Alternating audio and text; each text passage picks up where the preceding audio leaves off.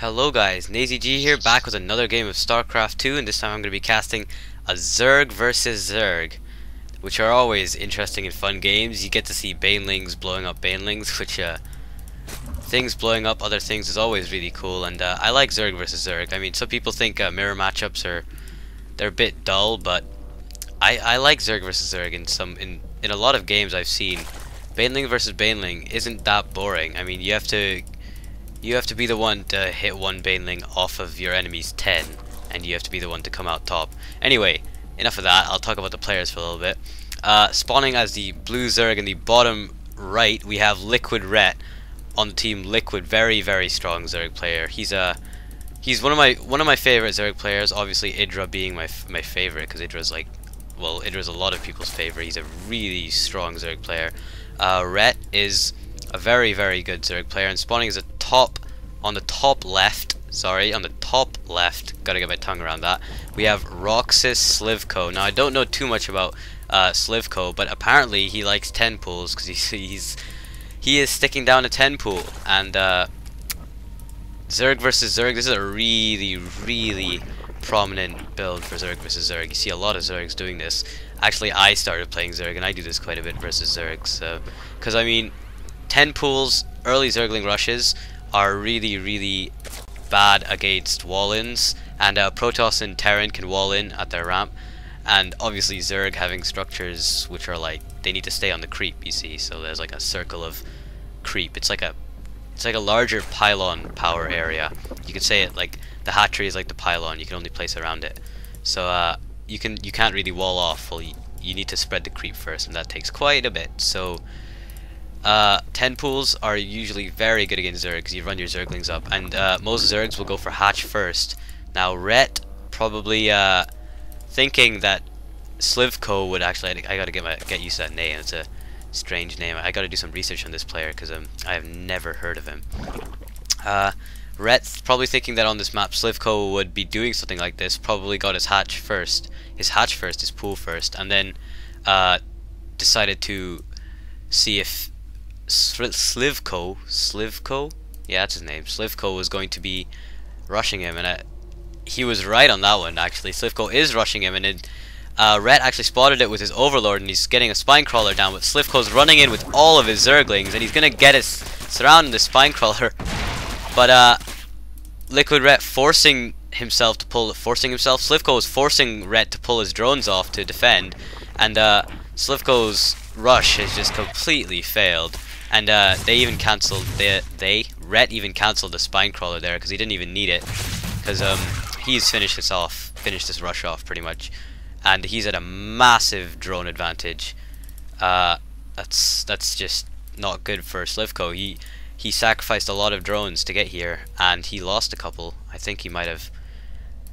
Oh no, he didn't actually lose any, but he just pulled them off the line, which is a lot of mining time wasted. So Ret is going to be feeling very very good now, and he's set to win this.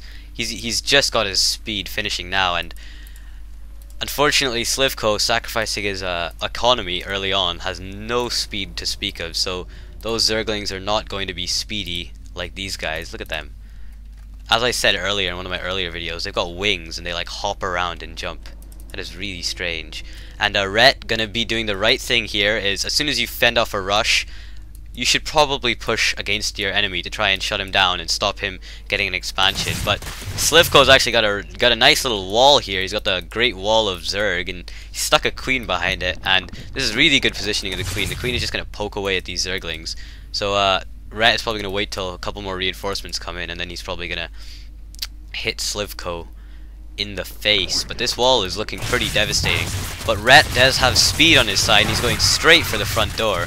This could be very I don't agree with this at all. He probably should have waited for a couple of banelings, because he does actually have his baneling nest on the way. But that did not go for Ret, because he has two queens now blocking the front door, and that did not end well for Ret. He just lost all of his Zerglings, and Slivko also lost all of his Zerglings, but he came out on top, I would say, because those Zerglings had speed and his Zerglings didn't, so they weren't really as effective. So I don't think, and he even Ret managed to sneak a little Zergling in here, get a scout off. He's like, oh, my enemy's not doing much. I mean, Slivko has no tech to speak of. He's got he doesn't even have his Zergling speed on the way yet, so this is not looking good for Slivko, and there's a nice wave of Lings coming out for Ret, so I'm hoping to see some Baneling busts.